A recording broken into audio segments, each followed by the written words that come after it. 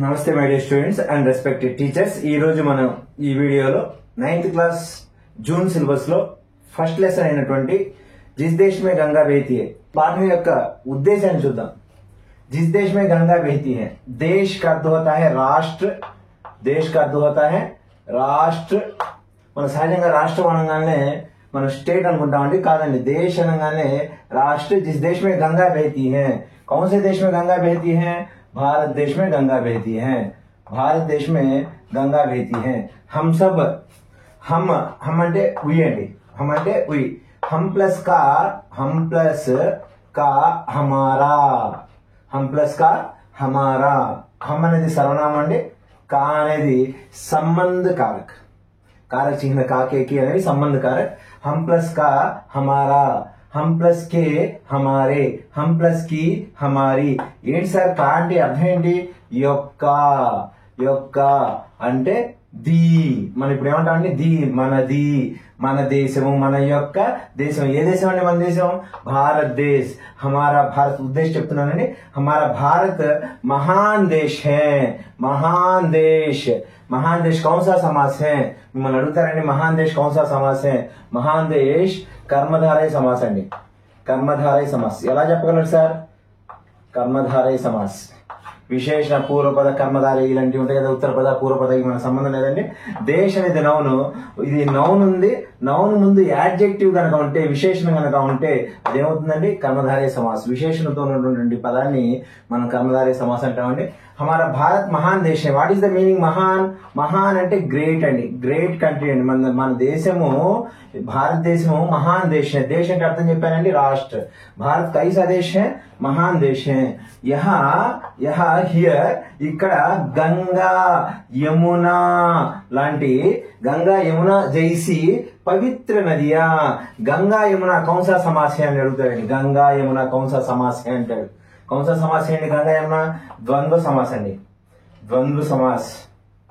గంగా యమున ఎలాంటి సమాస్ అండి? ద్వంద్వ సమాస్. గుర్తుపెట్టుకోవాలి మై డియర్ స్టూడెంట్స్. भारत महान देश है. भारत, हम किस देशवासी हैं? हम भारत देशवासी हैं. అలాగే महान देश कौन सा समास है? कर्मधारय समास. हमारा, हम प्लस का, మన యొక్క. यहाँ गंगा यमुना, गंगा यमुना ద్వంద్వ సమాస్ అండి. జైసి పవిత్ర నదియా, పవిత్ర నదియా. పో ప్లస్ ఇత్ర అండి, పో ప్లస్ సంధి విచ్ఛేదం చేస్తే పో ప్లస్ ఇత్ర, పవిత్ర. పవిత్రని మనం పాక్ అనొచ్చండి, శుద్ధ అనొచ్చు, శుద్ధ అనొచ్చు, పాక్ అనొచ్చు. అలాగే నదియా, నదీ ఏకవచన్, నదీ ఏకవచన్, నదియా బహువచన్. నదికి సరిత అనేటువంటి పేరు కూడా ఉందండి, నదికి సరిత అని కూడా అనొచ్చు మనం. బహతి హే ఫ్లో అవుతుంది. ఇక్కడ గంగా, యమున లాంటి పవిత్రమైన నదులు ప్రవహిస్తాయండి. అందుకే భారతీయులు ఆ పవిత్రమైన నదులు ప్రవహిస్తాయి కాబట్టి వాటి యొక్క వాటర్ని మనం తీసుకుంటాం కాబట్టి, అలాంటి నదులు ఎలా అయితే పవిత్రంగా ఉన్నాయో ఇక్కడ ఉన్నటువంటి భారతీయులు కూడా, जो भारत देश में है, जो भारत देश में रहने वाले को हम क्या कहते हैं? भारतीय कहते हैं. అలాగే భారతవాసి कहते हैं. భారతవాసి అంటాం మనం. భారతవాసి అన్న, భారతీయ అన్న ఒకటేనండి. ఈ ప్రత్యయం అవుతుందండి. భారతవాసి కౌన్సా సమాస్ అని అడుగుతాండి. భారతవాసి, భారత్ కే వాసి తత్పురుష సమాస్ అండి. ఏ సమాస్ అండి? తత్పురుష సమాస్. తత్పురుష సమాస్ అవుతుందండి. రెండు లైన్లు మనం చూసామండి. हमारा भारत महान देश है, మన దేశము చాలా గొప్ప దేశము. ఇక్కడ గంగా యమున చేసే పవిత్ర నదియా బహती है. ఇక్కడ గంగా యమున లాంటి పవిత్రమైన నదులు ప్రవహిస్తున్నాయి. భారతవాసి, ఇక్కడ ఇచ్చేటువంటి భారతవాసి కౌన్సా సమాస్ ఇప్పుడే చెప్పానండి. భారత్ కే వాసి తత్పురుష సమాస్ అండి, తత్పురుష సమాస్. భారత్ కే వాసి తత్పురుష సమాస్. భారతవాసి అన్న, భారతీయ అన్న ఒకటేనండి.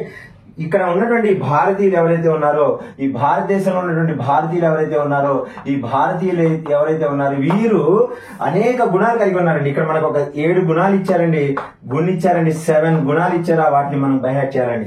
ఒకటి సత్య, సత్య మీన్స్ సచ్ అండి. సత్య అంటే ఏంటండి? సచ్. అలాగే సత్య, అహింస, నాన్ వైలెన్స్ అండి. అహింస, ధర్మ, న్యాయ, న్యాయంగా ఉండడం. పరోపకార్, పర్ ప్లస్ ఉపకార్ అండి. Per plus Upkar, పరోపకార్, per plus उपकार, సద్భావన, సద్భావన మనం సత్ ప్లస్ భావన అండి, సత్ ప్లస్ భావన, సద్భావన, సత్ ప్లస్ భావన, సద్భావన. మానవత, సద్భావన అంటే మంచి భావన కలిగి ఉండడం. అలాగే మానవత, హ్యుమానిటీ, మానవతలో ప్రత్యయ ఏంటండి తా, మానవతలో ప్రత్యయ తా, సఫిక్స్ అండి. చూద్దామండి 7 గుణాలు ఒకసారి చూద్దాం. సత్య, అహింస, ధర్మ, న్యాయ, పరోపకార్, సద్భావన, మానవత. సత్య ఆపోజిట్ విలోమ శబ్ద అండి అసత్య, అహింస, హింస ఆపోజిట్ అహింస, ధర్మ అధర్మ, న్యాయ అన్యాయ, పరోపకారికి అపకార్, సద్భావన అంటే సద్భావన అంటే మంచి భావనలు, దుర్భావన అంటే మనం చెడు భావనలు, అలాగే మానవత, హ్యుమానిటీ కలిగి ఉండడం. ఇవన్నీ కూడా గుణాలు ఎవరిలో ఉన్నాయండి? ఈ 7 గుణాలు, ఇలాంటి గుణాలు, ఇలాంటి మంచి మంచి గుణాలన్నీ కూడా ఎవరిలో ఉన్నాయి? భారతవాసి మెహే, భారతీయుల్లో ఉన్నాయి. భారతీయులు ఉన్నటువంటి గుణాలు ఎలా వచ్చినాయి? ఇక్కడ గంగా, యమున ఇలాంటి పవిత్ర నదులు ప్రవహిస్తున్నాయి కాబట్టి, పావన్ ధామ్ కాబట్టి, ఇది పవిత్రమైన స్థలం కాబట్టి, ఇది పావన్ ధామ్ కాబట్టి ఇక్కడ ఉండేటువంటి ప్రజలందరికీ కూడా, భారతదేశంలో ఉండేటువంటి ప్రజలందరికీ కూడా పవిత్రమైన గుణాలు వస్తాయి, మంచి గుణాలు వస్తాయి, సద్భావన మిల్తే హై. మరి ఇలాంటి మహాన్ గుణం, మహాన్ గుణ్ ఇక్కడ కూడా చూడండి. మహాన్ గుణ్ కౌన్ సా సమాస్ హై? కర్మధారయ సమాస్ అండి. మహాన్ గుణ్ ఏ సమాస్ అంటే కర్మధార. ఎలా చెప్పగలండి? గుణ్ అనేది నౌన్ అవుతుంది, అలాగే మహాన్ అనేది విశేషణం అవుతుంది. సో ఇలాంటి గొప్ప గుణాలు కలిగినటువంటి ఎవరండి? గొప్ప గుణాలు కలిగిన వాళ్ళు ఎవరండి? కి పెహచాన్ హై హమ్ సబ్. మనం అందరం కూడా ఇలాంటి గొప్ప గుణాలకి సింబాలిక్ అండి, ప్రతీక అండి. ఇలాంటి వాటికి మనం చిహ్నాలం అండి. ఇలాంటి మంచి గుణాలకి ఎవరయ్యా సింబాలిక్ అంటే ఇండియన్స్ అండి. ఎలాంటి గుణాలు?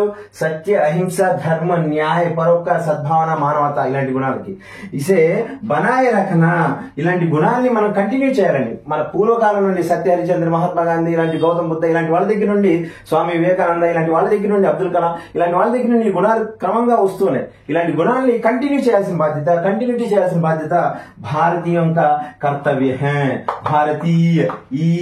భారతీయం కా, ఇండియన్స్ యొక్క కర్తవ్యం అంటే డ్యూటీ అండి. మనం చేయాల్సినటువంటి కర్తవ్యం ఏమైనా ఉంది అంటే ఈ గుణాలని కంటిన్యూటీ చేయడం, భారతదేశం యొక్క సంస్కృతిని, భారతదేశం యొక్క గొప్పతనాన్ని ముందు తరానికి కూడా తీసుకువెళ్ళడం మన బాధ్యత. జిస్ దేశమే గంగా బహతి అనేటువంటి ఈ పాఠం, ఈ గీతం మనకి ఎందుకు ఇచ్చారంటే ఈ ఉద్దేశంతో ఇవ్వడం జరిగింది.